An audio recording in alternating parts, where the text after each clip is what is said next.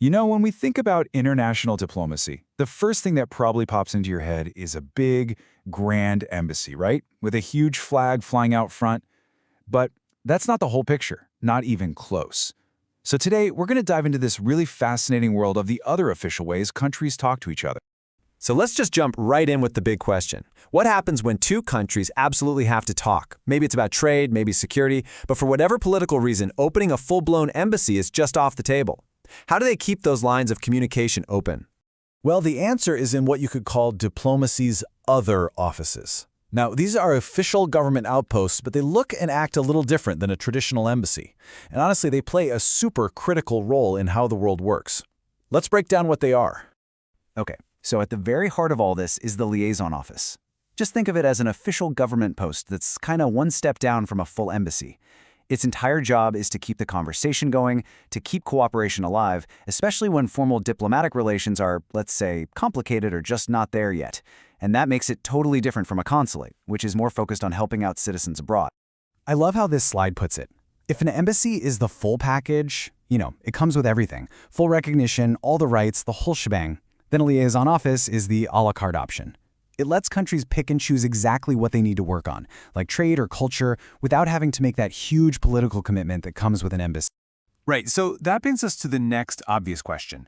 Why? Why would a country go for this a la carte option? Turns out there are some very smart, very strategic reasons for reaching for this particular tool in the diplomatic toolbox. And here are the big ones.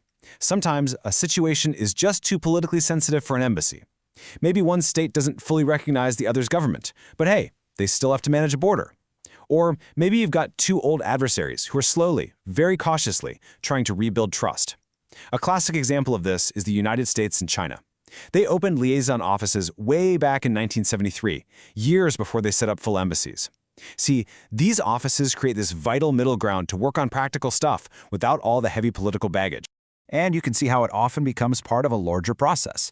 A liaison office can be a really crucial middle step on the road to normalizing a relationship. Countries might start with some indirect talks, maybe through another country. Then they might open liaison offices as a tangible sign of progress. And if all goes well, that office could eventually get upgraded to a full embassy. It's like a ladder of diplomatic engagement. Of course, when you're operating a step below an embassy, you're playing by a different set of rules.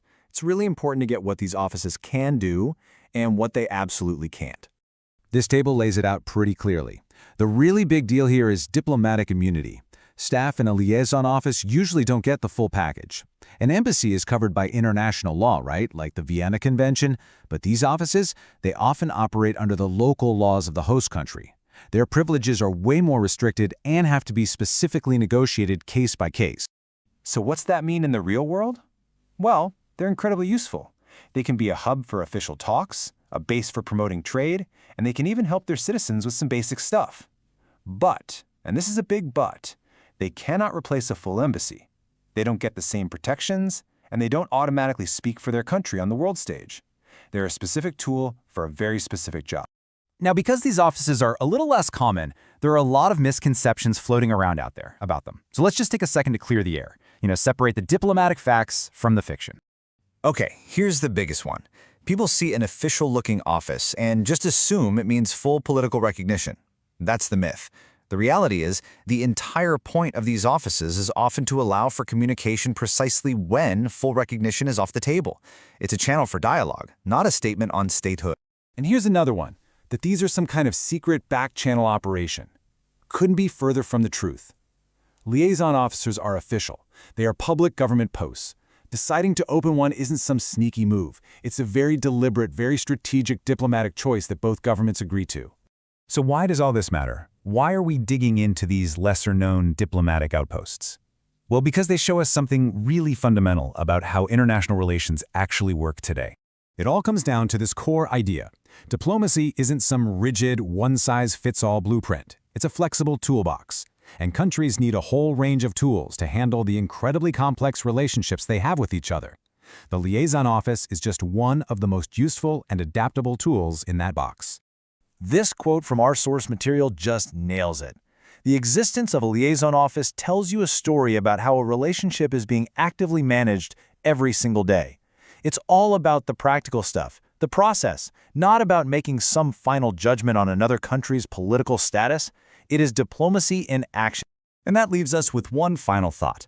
As our world gets more and more connected, and honestly more complex, with new challenges popping up all the time, could these flexible, functional, in-between offices become less of an exception and maybe more of the new diplomatic standard? It's a really interesting question about the future of how nations talk to one another.